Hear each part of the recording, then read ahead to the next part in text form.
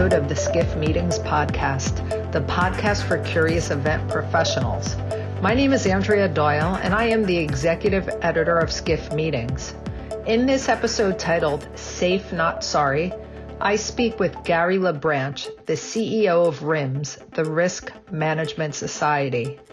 Sadly, a fatal shooting near the Georgia World Congress Center in Atlanta, where RISKWORLD was preparing for its final day, gave LaBranche no other choice than to cancel the general session and closing party. He explains what it was like to learn that there was a fatal shooting in the city where 9,000 global risk management professionals and 300 exhibitors were gathered for his conference, a shooting in which the assailant was still at large. He shares that this was the most stressful 4 hours of his 42-year career. We also discuss how a crisis plan should be citywide, how time is precious in a situation like this, and how collaboration is key.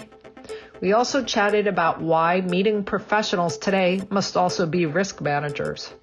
He also spoke about another conference that was impacted by a cyber attack and how even in light of all this, he still feels there is nothing more powerful than getting people together face to face. I hope you enjoy listening to this conversation, and I invite you to check out other episodes of Skift Meetings podcast with tips and insights from today's most influential event professionals. You can find all the episodes on our website or subscribe through your favorite podcast service.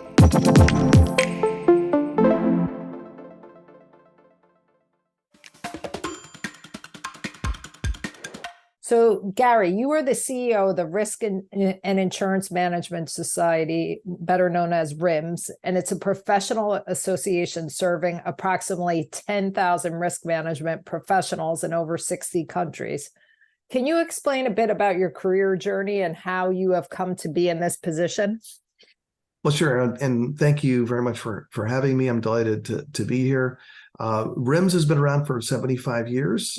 We actually engage with about 200,000 professionals throughout the world through our social media and through our other contacts. We have about 10,000 members, but the impact of the organization goes well beyond that, we are a pretty comprehensive professional society. I have been an association professional my whole career, which now is in its 42nd year. I started out after college at The Ohio State University, working for an association, and have had the privilege of working for several, including the ASAE, where I ran ASAE's meetings, education, convention, exposition, certification programs, among other things. Worked at the United States Chamber of Commerce as their liaison to the association community. I was president and CEO of the Association Forum of Chicagoland, which is the association of all the associations that are in the greater Chicagoland area, of which there are about 2,200. And later became CEO of the Association for Corporate Growth, which served the middle market private equity community. I did that job for about 9 years. And we did about 1,000 events a year with our chapters, including a major US convention and a conference for 6,000 in China. And then I moved from there to become CEO of NERI, the Investor Relations Society, which served the investor relations officers of America's publicly traded companies, dealing with shareholder communications and securities-related issues. And then I became CEO of RIMS on June 1st of 2022, so barely a year and a half ago, and was recruited to join RIMS to succeed a long-term CEO, and it's been a delight. I've enjoyed almost every minute of my tenure at RIMS. It's got a great team, and it's a big industry, and we do big things. So it's very exciting. Do you see yourself as an association professional or an event professional? And what are the big differences between these two roles? Well, yeah, I consider myself to be an association professional. Not all associations actually have big conventions and meetings, or even really a lot of events. RIMS does, and mostly through my career, I have been involved as directly as an event professional. Like when I was at ASAE, I ran all of ASAE's meetings, including its annual convention, its annual meeting. But my over the years, my personal career journey has broadened my responsibilities well past just events to include advocacy, public policy, general management, that sort of thing. So I think of myself really in the broader general management terms as an association, or really as a business professional. How do you explain to friends and family what you do? I'm an advocate for the profession of association management, so I'm happy to blather on for long periods of time to help people understand the unique and valuable role that association managers play, and have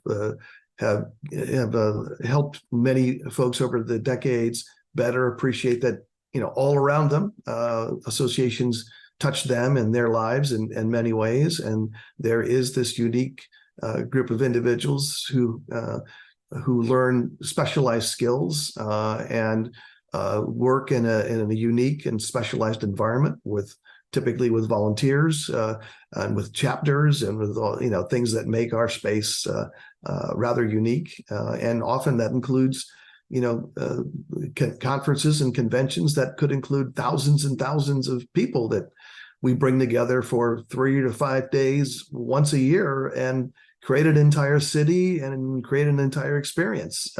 And it's an ephemeral, thrilling, and exhausting experience, and it's truly unique. So your focus right now is on risk management. When it comes to events, is there more focus on risk management today? Yes, I believe so. In part because of the rise in violence of all kinds, and the threat of violence, but also society is more risk aware than we have ever been before. And you can point to the recent pandemic that I think raised everyone's understanding and awareness of how something that happened across the world, a small virus can create such chaos and close down whole societies and economies and throw us all into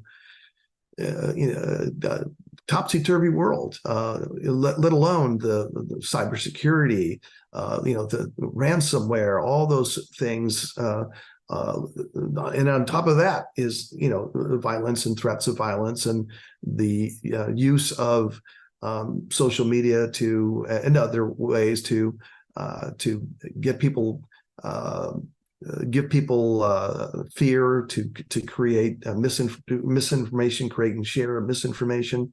I think those things have all combined to make most of us anyway more risk aware than ever before.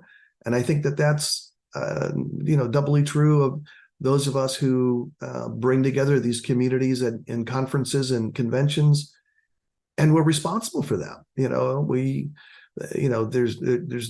love that, you walk in on a Thursday and there's nothing happening at the convention center, and then within days we have built this entire community with all these things happening, and then they leave and it goes back to empty space, but during that period of time, it's like Camelot. During that period of time, it was something special. But it's also true that we built a small city, and like any city, things can happen. Babies can be delivered, and people can have health crises, and people can fall, and people can get sick, and people can commit violence or be threatened with violence, or or they can be attacked by cyber beings. RIMS we had a ransomware attack a few years ago at our convention. The bad actors got into the server that contained all of our PowerPoints and videos for the convention for RISKWORLD, and held it for ransom the morning of the beginning of the conference, of RISKWORLD Conference, right? That was resolved internally. Our IT team sort of reversed engineered, turned the tables on them, and we got all of our stuff back.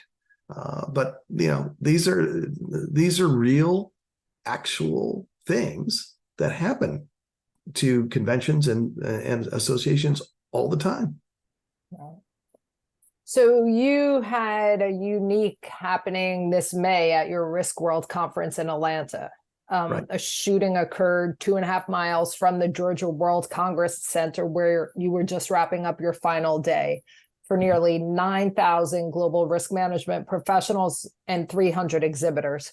Can you tell us a bit about what that was like and what exactly happened? Sure. We had a terrific RISKWORLD convention in Atlanta. We felt we were on top of the world. We were on cloud nine. We're 3 hours left to go in the conference.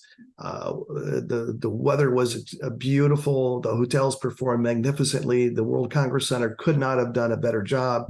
It was just magnificent. We had beaten all of our numbers. It was glorious. We were ready. We were ready to celebrate. And I came off stage where I had been rehearsing the closing general session. And our director of communications, Josh Salter, came to me and said, we have a situation, come with me. And within minutes, I was informed that there had been a shooting 2.5 miles away, and there was a security perimeter around that area. The gunman was still at large. And then I was taken to a room where we met with a variety of folks, including the chief of police of the Georgia World Conference Center Police Department. Now, the Georgia World Conference Center is the only conference center that I know of in the United States that has its own separate state-level law enforcement organization. And we had met with them multiple times in preparation of our convention, and so we knew who they were. We had been to their command center before. We had learned what they do to monitor their 220-acre campus, and so we were not strangers when we walked into that room. And also in that room were people from the Convention and Visitors Bureau and others from the World Congress Center. And let me just sort of take a side step here, just to say one of the reasons that we had worked so hard getting to know the Georgia World Congress Center staff and police department, and went up way above board that year, way above normal, on making sure that our security plans were in place, was because Taylor Swift happened to be holding concerts during 3 nights of our RISKWORLD conference next door in the Mercedes-Benz Dome. And so the Riskies and the Swifties were going to be sharing space at the same time. 70,000 of the Swifties every night in pink sequins and feathers and having the time of their lives. And it was, and then we had, 10,000 blue suited insurance people and risk managers. And it was quite the sight. But just think of, from an event standpoint, those are the crossing of 2 great streams of people, and managing the traffic and making sure everyone was going to be safe. So we worked overtime to make sure that we had all of our plans in place. So that's why I say when we walked into the room, there were no strangers. We knew them, they knew us, we knew their capabilities, we had confidence in them. I think they had confidence in us. And over the ensuing next hour, we monitored through them the efforts of first responders to secure the perimeter, to apprehend the gunman, to get a better sense of what was happening. And it turned out very quickly. We learned that at least several people were shot. We later learned that one person, Amy St. Pierre, was shot and killed. 4 others were shot in a health clinic by a person who was a patient there, who was upset with his proposed care. He was with his mother, and pulled out a weapon and started shooting. So that occurred. Police were trying to obviously apprehend that person. First responders were trying to get there to get the wounded people out. And so all this was happening, and then the information starts to come in, and we're listening to the police folks, we're listening to the reports from the helicopters.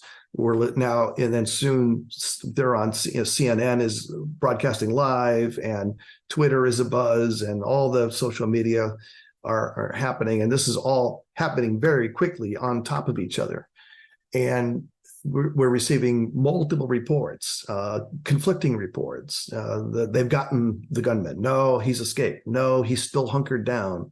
No, he's left and he's in a car. No, he got on the subway and is now headed to the convention center. So all of these things are happening. Meanwhile, the clock is ticking. Our general session is coming closer and closer. We were planning for a big closing night party. That was legendary, the legendary closing night party. All this was happening, and now members and board members and vendors are saying, what's happening? And we also quickly realized that the site of the shooting had been secured by the police as they're trying to apprehend and get to the wounded people. And they created a security perimeter that included 4 of the 32 hotels in our room block. And that meant that nobody could get in or out of those hotels. And that also meant that 2 of our 8 shuttle bus routes were closed. And frankly, all of that happening created a massive traffic gridlock. And so really none of the shuttle buses could run. So all this sort of chaos was happening, on top of which we didn't know where the gunman was. So we made the decision to shelter in place at the convention center, the World Congress Center, and to cancel the closing general session. And then we had to communicate that information. And we executed implemented our crisis management response plan, which included sending out a message on our convention app. But as soon as we did that, we realized really only about half of the attendees downloaded the app, despite all of our efforts to get them to download the app. They only about half of them do. And then you realize that people turn off notifications, or they turn off their phones because they're in meetings, they're in educational sessions, they're visiting with exhibitors and sponsors. So we knew that not everyone was going to get that message. So we made up on the spot. We asked the World Congress Center to issue a visual message on their internal messaging boards, their video screens, in front of all the different breakout sessions and throughout the Congress Center. And so we issued a written visual message, which probably got more attention than anything else. And then we used our automated marketing system to start to issue email blasts to everyone. But that just takes a little bit of time. And then through the whole thing, I made a video, and I did it really off the cuff, just because everything was there. All we were getting ready for the general session, so lights, camera, everything was there. So I said, well, let's go ahead and do a video. And so I did a video that we then pushed out through the app and put on our website so that we could say, here's what's happening. You're safe in the convention center. And, and here's what we currently know. And then we made the decision to cancel the closing party for, again, a couple reasons. The gunman was still at large. They didn't apprehend the gunman for 8 hours after the thing, right? The shooting, number one. Number two, the location of the party was just blocks from where the shootings occurred. But most importantly, it didn't feel right. It wasn't the right thing to do in a city that had been traumatized. So out of respect to the victims and their families, and really to the citizens of Atlanta, we decided to do that.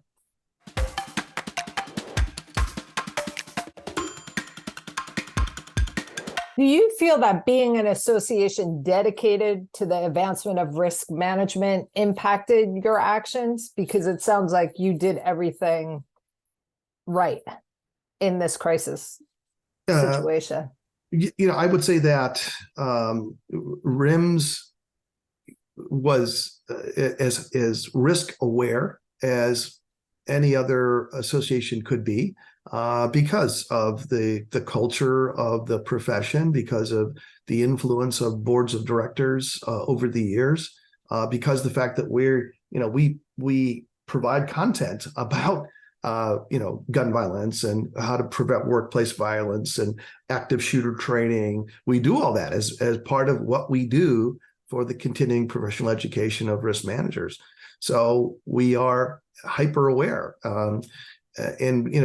We have lots of resources about these sorts of things. So, and we had a 73-page risk crisis management response plan that we go over heavily, carefully every year.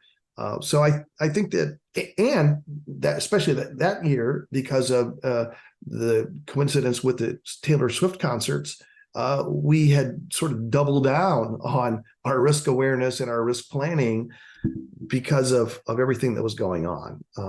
And so we were about as prepared as one could be. And yet at the end of the day, we learned a lot, and we've identified many opportunities for improvement for going into the future. Okay.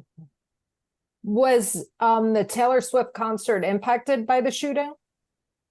It was not. That was they had concluded their last concert the night before, as I recall. Okay. So you mentioned you had a 73-page crisis plan in place. Is this something you recommend all associations have? I recommend that all associations have a crisis management plan. And it doesn't have to be 73 pages. In fact, I would recommend not to have a 73-page plan. That's one of our learnings going forward. When you get right down to it, there's a lot of redundancy in that plan. Probably because we are a risk management society, we over prescribed all the different aspects. But it needs to be something that is easy to understand. The response team needs to be carefully documented. The people in the response team need to understand what their roles and responsibilities are.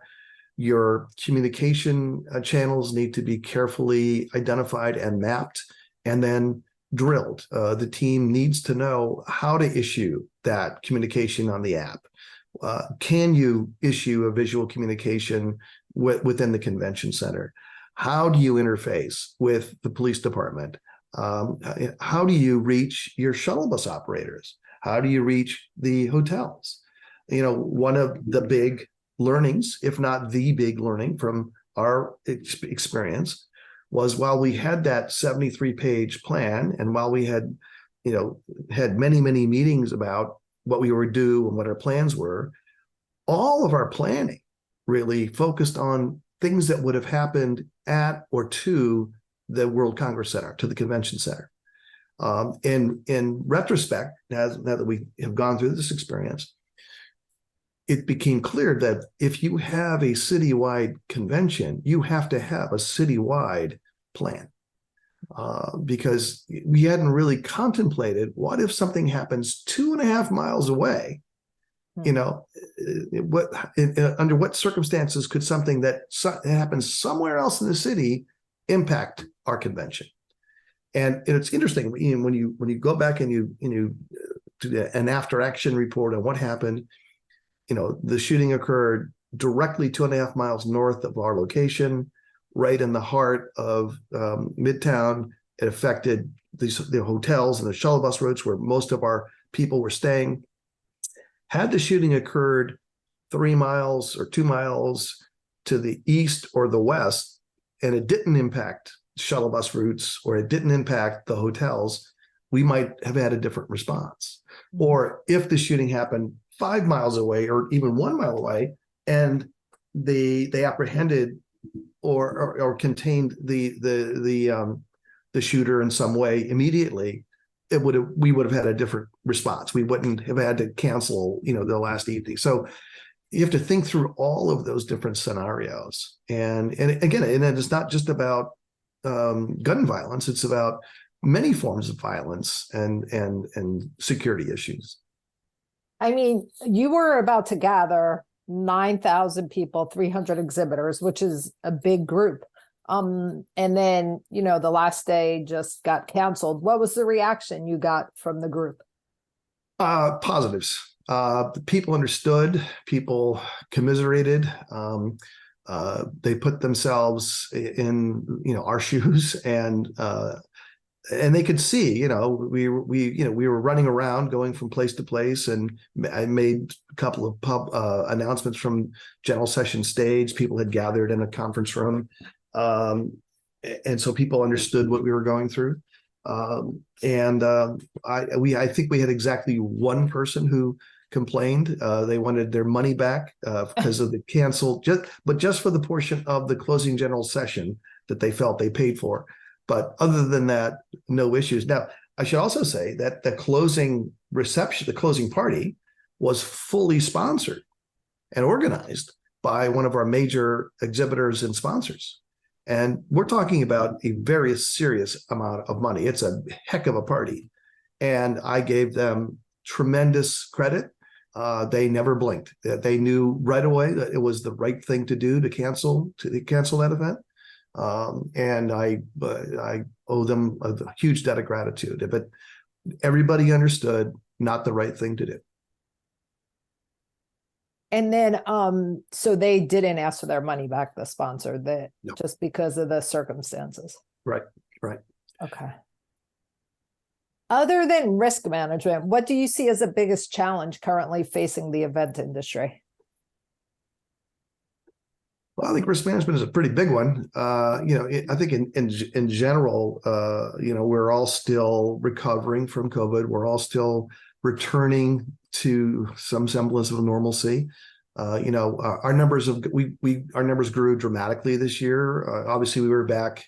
We were back in 21, but in 22 rather, for our first one. But the numbers were dramatically up in 23. And we expect our numbers to continue to grow. So I think we're all still recovering, getting our numbers back up, and reinventing the conferences to create more compelling experiences, more interactive and engaging experiences. So I think that's definitely an aspect, and re-engaging with the international community that outside of North America.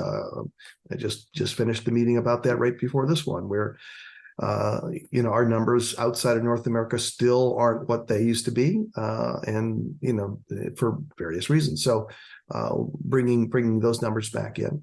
But I think people have a hunger to meet. As the philosopher once said, all true living is meeting. We don't really truly live until we engage with other people, and that's when we better understand our own humanity and the humanity of others.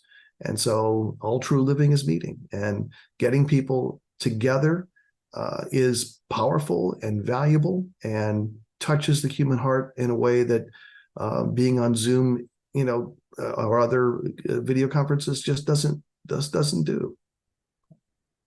So you mentioned your international attendees, and we also talked for a story I'm writing about gun violence and meetings and conventions.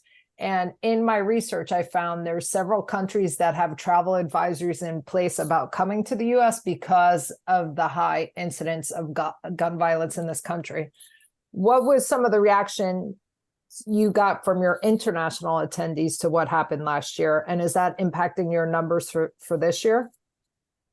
It's too early to say if it's going to impact our numbers for San Diego in May. We're 2 weeks away from opening registration for that. So, but I just came back from a trip to Japan.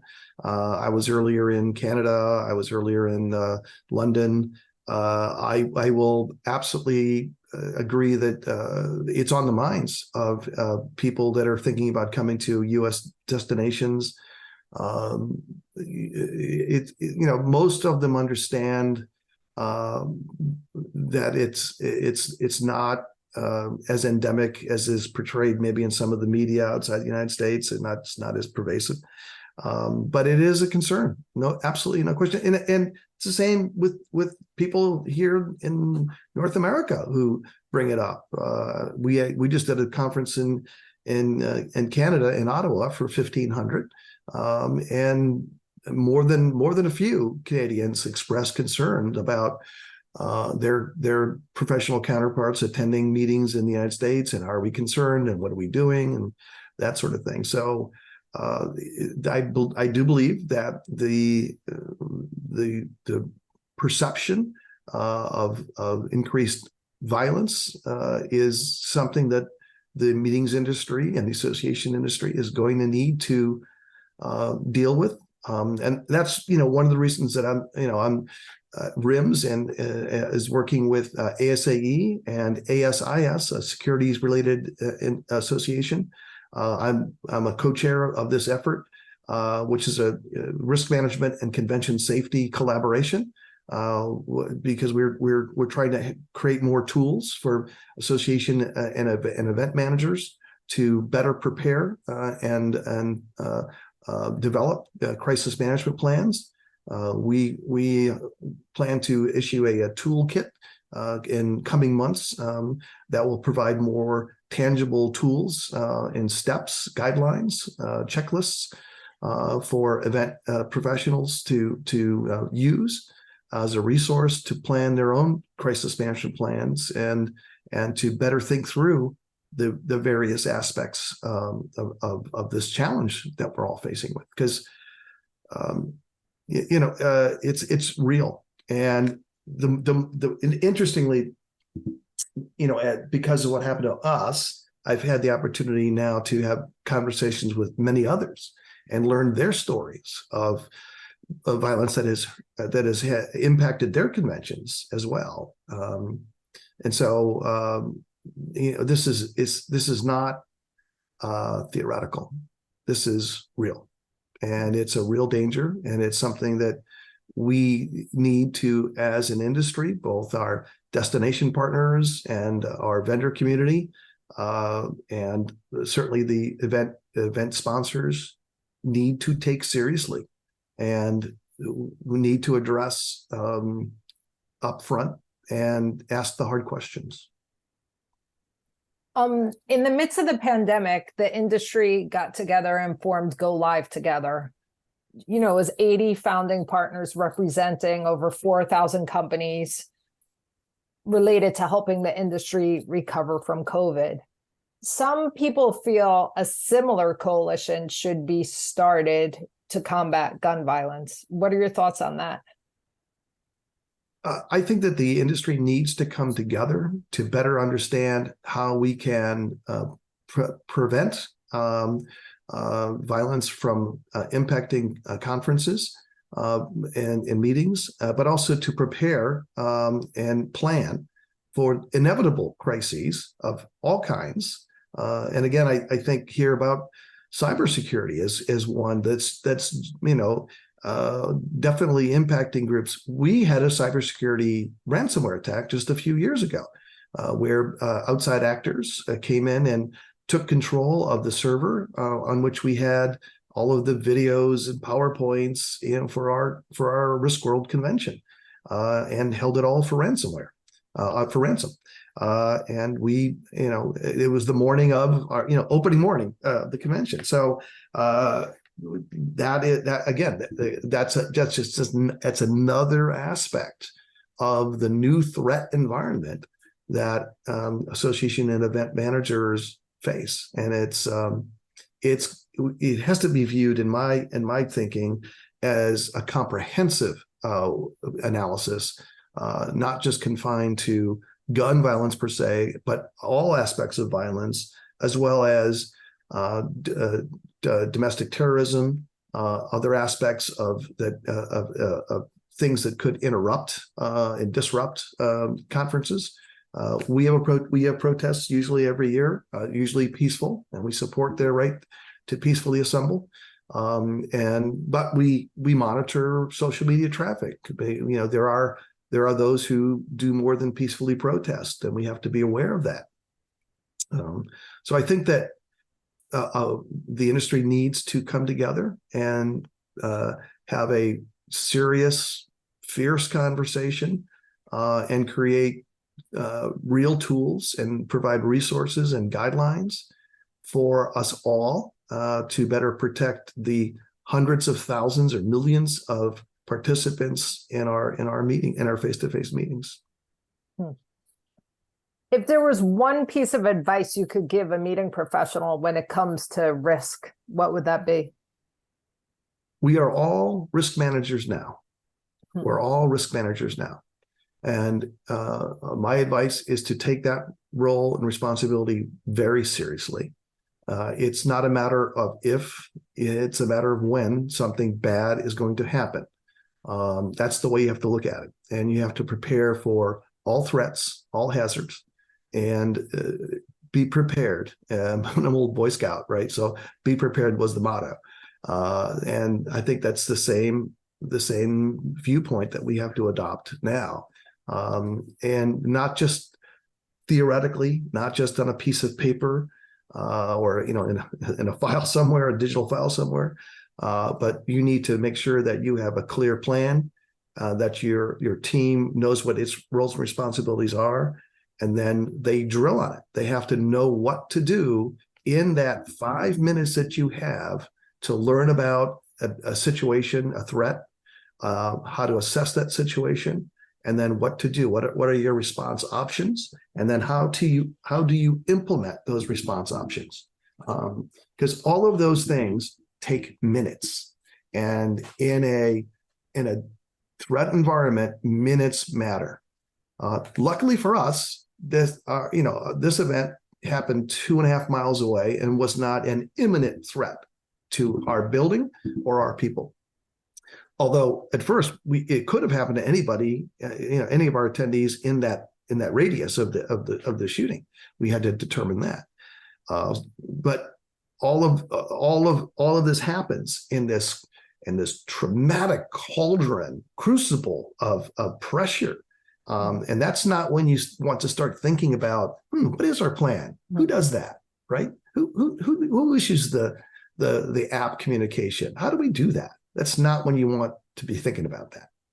I mean, you've been an association professional, an event professional for years. Would you say this was the most stressful part of any event you've planned or been part of? This was the most stressful 4 hours of my 42-year career.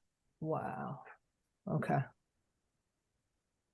And I wish it on no one. And I'm glad it happened to me. I'm glad it happened to RIMS.